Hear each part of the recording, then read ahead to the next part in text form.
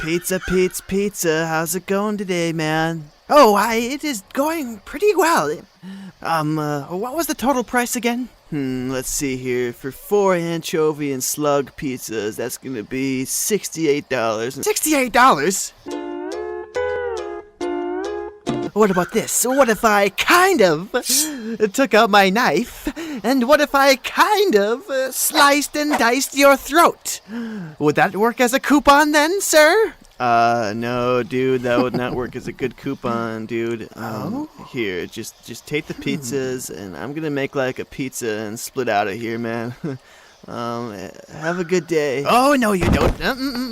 Nope, you're coming in here with me. How would you like to be the third topping? Chill, dude. Yeah. Dude. Oh, yeah. How do you like that?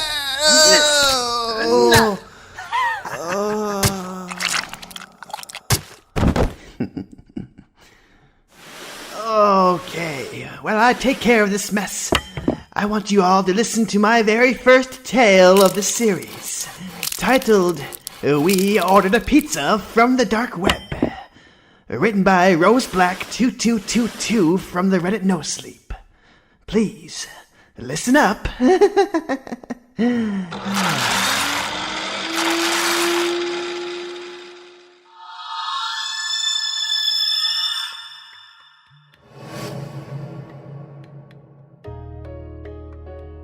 It was the summer of my junior year when the events of the story took place. My brother and I were chilling at home, playing Super Smash Bros. Brawl when we heard a knock at the door. I answered it to see our older brother standing at the doorstep. "Ted!" I cried out. "Nice to see you, Brad. Is Harry here?" "Yeah, he and I are playing some Brawl. Care to join us?" Ted responded with a, "Fuck yeah!" Then he stepped inside. While playing with him was fun, his faster reflexes and greater experience with the game meant he'd beat us 8 out of 10 times, even when we tried to team up on him.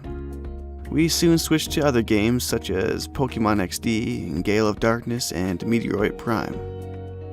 But soon we grew bored, so I figured we could pass the time by playing Yu-Gi-Oh! Or something. However, Ted suggested we should browse the deep web. "Isn't that dangerous?" I asked. "Yeah, Ted, we've heard some stories about people going on there, then having their info leaked and strangers stalking their homes." Our brother informed us that as long as we didn't commit the classic amateur deep web browsing mistakes, we'd be fine. Said mistakes were not using a VPN and not unplugging our webcam, or at least covering it up when we happened to be using a laptop, which we were. After making sure that the laptop's built-in mic and webcam were covered in duct tape, we went on the deep web. For the most part, it really wasn't as exciting as we were expecting. The best thing that we came across was a space shooter in which we played as a giant penis shooting sperm at spaceships. Next, we found a live stream that had a man dancing in just his underwear while rubbing cream cheese on his chest, and he had clothespins attached to his nipples. Not that I want to see anyone get killed or anything like that, but is there anything actually interesting to do on here? I asked. "We can check out some more things in a bit, but right now I'm hungry though." "Yeah, me too. As bizarre as it is to say, I think watching this guy made me hungry for some cheese." "Do you guys have any food in the kitchen?" "No, but Mom left us some money if we wanted to order something," Harry said. I was about to propose ordering a pizza when coincidentally an ad for pizza popped up on the screen. It read, "Deep Web's Deep Dish Pizza." Huh. I kinda like that name. Should we click on it, or do you guys think it might be a virus? "It might be. Do you want to risk it?" "Yeah, what the hell? It's an old laptop anyway," I said. Ted clicked on the banner, which opened a menu. On that menu were some of the most mouth-watering pizzas we've ever seen. Not only pizza, but also pasta, breadsticks, mozzarella sticks, and desserts among other things.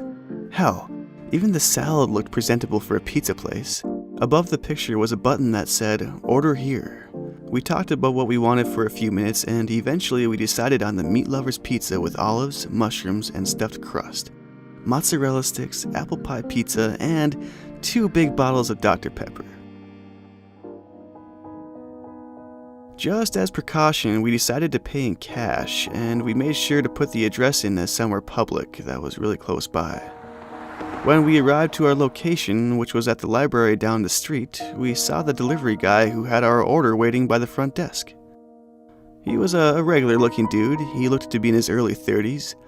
What was odd, though, was that he wasn't wearing a uniform or anything. He just had regular clothes on.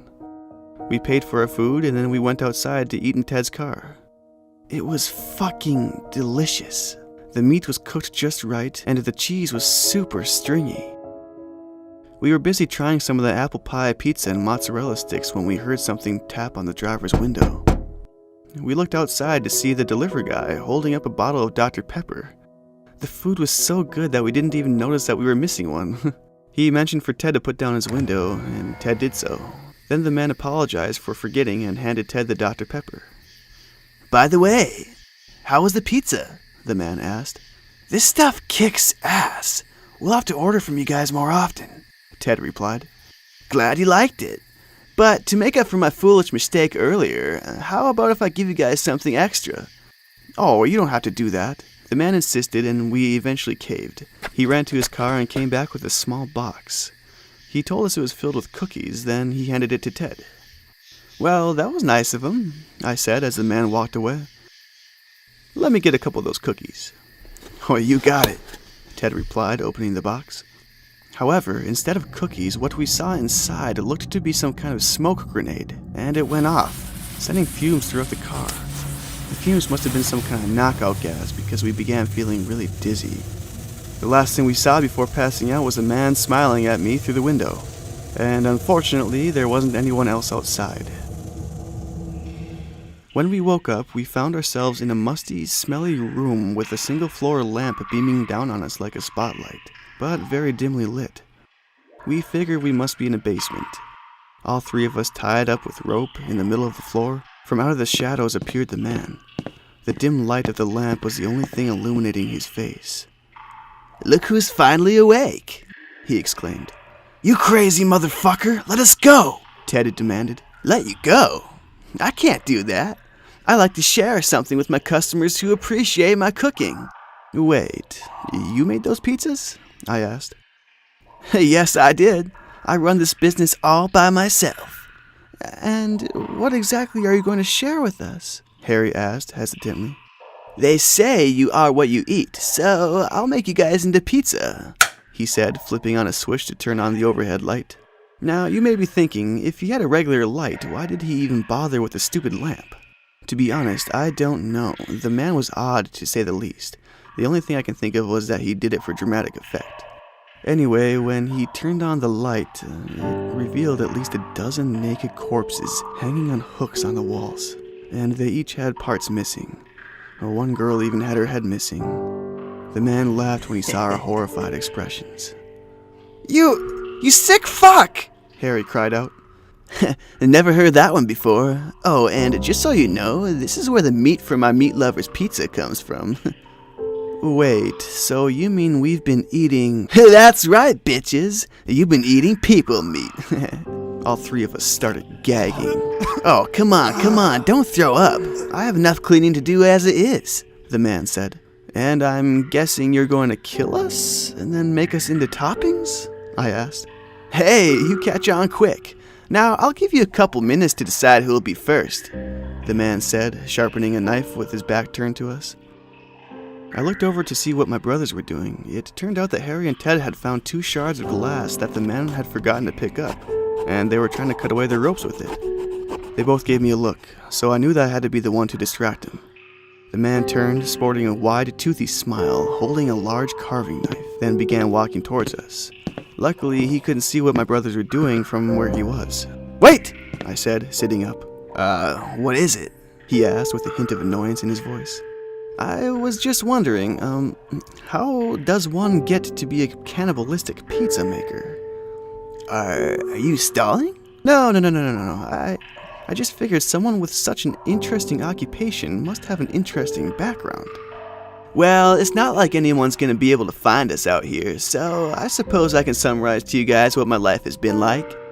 We all made sure to look at him, and we all pretended to seem interested. See, I grew up the middle child of 4 brothers and 5 sisters. Everyone in the family had a natural cooking ability. That is, except for me. No matter how hard I tried, I could not get the hang of it. Something my family chastised me greatly for. So, when I was 16, I did the only rational thing I could ever think of. I drugged my entire family, cut off parts of their flesh, and then baked my first pizza using the meat. And let me tell you, it was a damn good pizza. I even made my family eat it, but they threw it up. But, I could tell that they liked the taste though, and so did you guys. Did you kill your family? Oh, of course. And I burned all the evidence. After that, I drifted for a while, setting up my business in different places.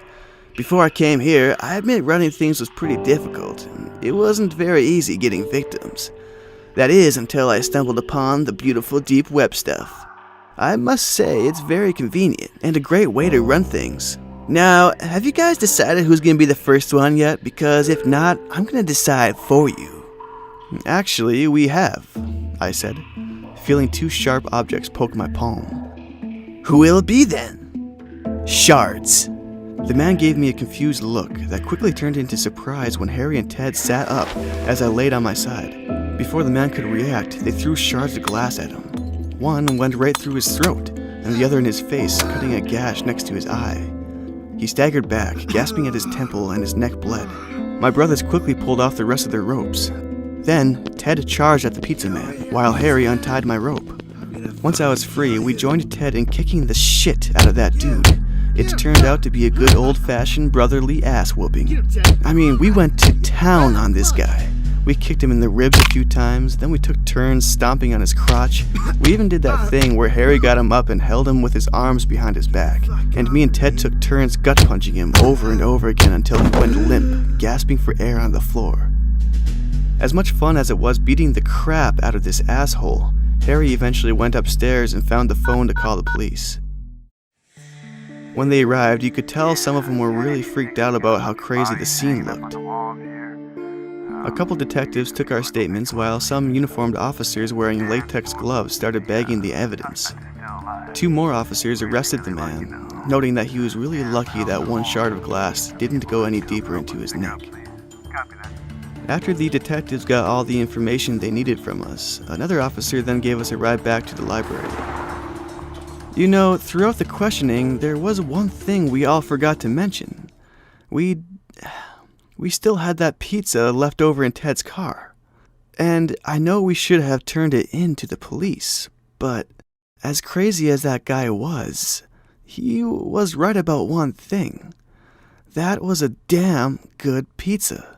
And my brothers and I figured, why let good food go to waste? Bravo, bravo. It's a shame, though. Personally, I was on the pizza man's side, but those 3 brothers ruined his little business. Oh well, I guess the villain can't win in every horror tale. Well, anyways, I really hope you guys enjoyed the very first tale of my series, and please subscribe to yours truly, Mr. Screams, for more terrifying stories like this one. Have a great day, everyone. Time to relax now.